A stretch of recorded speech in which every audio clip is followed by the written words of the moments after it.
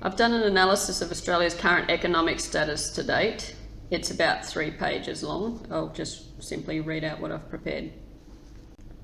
I've used about 130 sources in this data analysis, including the World Economic Outlook database, the World Bank Open Data, the Australian Bureau of Statistics, the Australian Trading Economics publication, federal government budget reports, and Wikipedia research.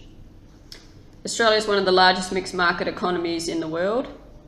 We're the second wealthiest nation in terms of wealth per adult after Switzerland. Our total wealth is Australian dollars 8.9 trillion as of June 2016. We are the 8th highest total estimated value of natural resources, valued at US 19.9 trillion in 2016. We are the 14th largest national economy by nominal GDP. That is the domestic monetary market value of goods and services. We are the 20th largest by PPP-adjusted GDP. That is the international monetary market value of goods and services. We are the 25th largest goods exporter, the 20th largest goods importer. We have a GDP of Australian dollars 1.69 trillion at 2017. GDP by sector. Our economy is dominated by our service sector, 61.1% of the GDP and employing 75.6% of jobs in 2016. Services 61.1%, construction 8.1%, mining 6.9%, manufacturing 6.0%, agriculture 2.2%. GDP by sector 2016.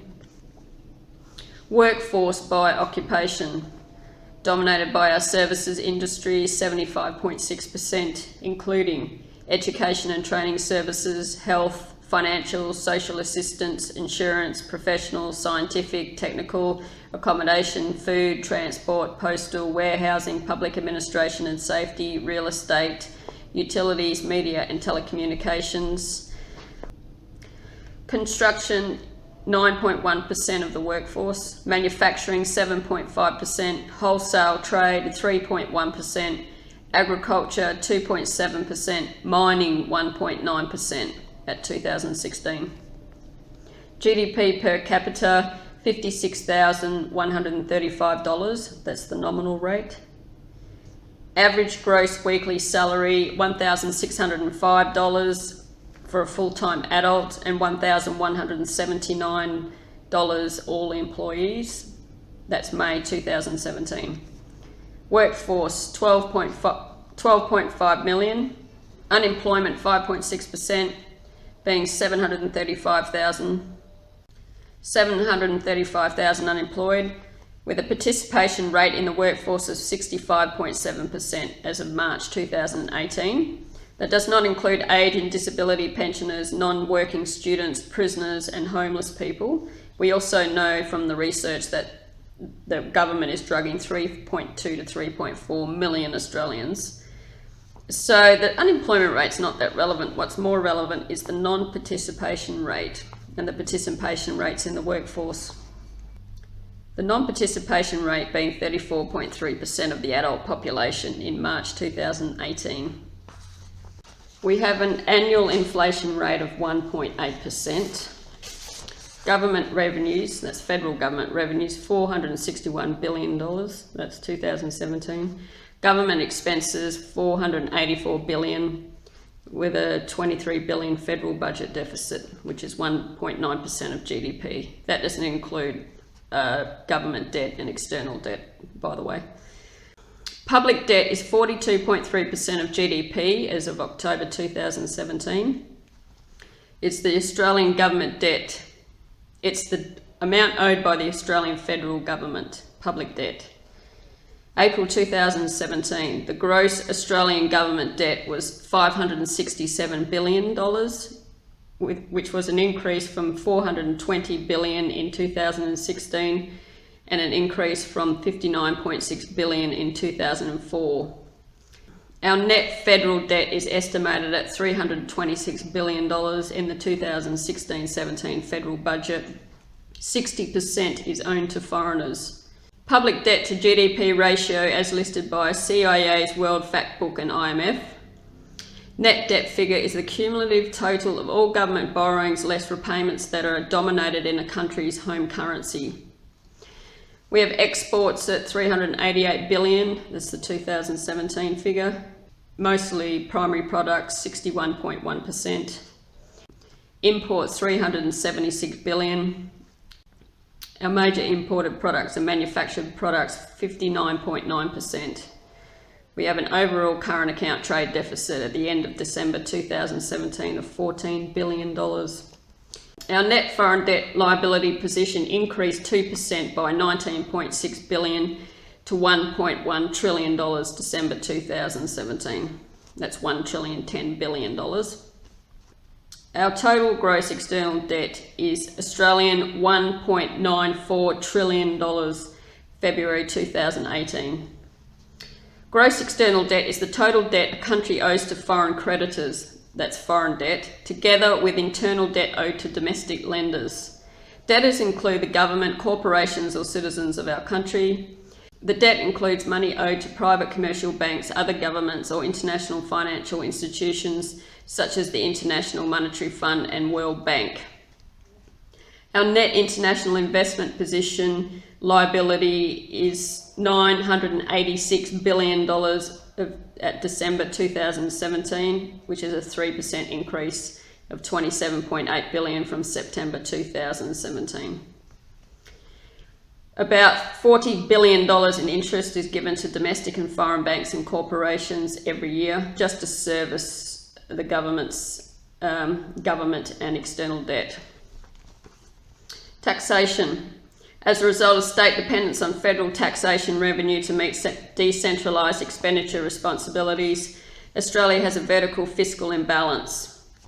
We have one of the most pronounced vertical fiscal imbalances in the world, meaning the states and territories collect only 18% of all government revenues, yet are responsible for 50% of government expenditure.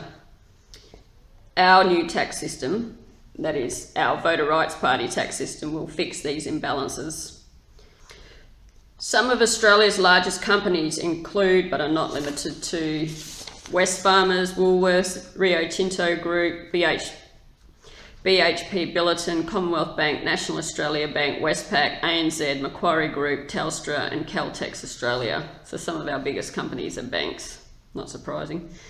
Poverty. In 2017, ACOS released a report revealing poverty is growing in Australia with an estimated 2.9 million people, or 13.3% of all people living below the internationally accepted poverty line. It also estimated 731,000 children are in poverty and 17.5% of children under the age of 15 in poverty. Homelessness. Every census since 2006 proves an increase in homelessness. In 2011, 105,237 people experienced homelessness on census night.